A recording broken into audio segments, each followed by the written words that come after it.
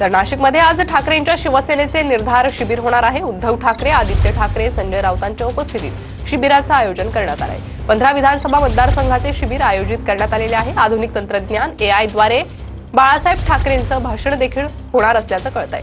ठाकरेंच्या शिवसेनेकडून नाशिक शहरात जोरदार शक्ती प्रदर्शन केलं जाणार आहे। अधिक अपडेट घेणार आहोत आमचे प्रतिनिधी पवन येवले यांच्याकडून। पवन, काय तयारी आहे या शिबिराच्या पार्श्वभूमीवर?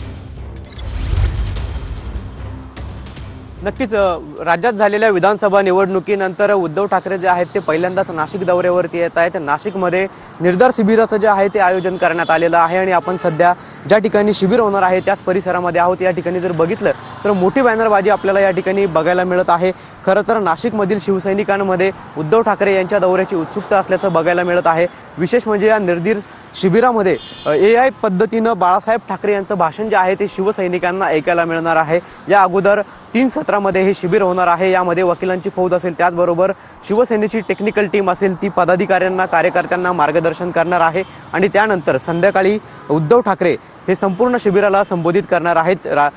जिल्ह्यातील ज्या 15 विधानसभा मतदारसंघ आहेत त्या मतदारसंघातील प्रमुख असतील, त्याचबरोबर कार्यकर्ते पदाधिकारी असतील, यांना मार्गदर्शन केलं जाणार आहे।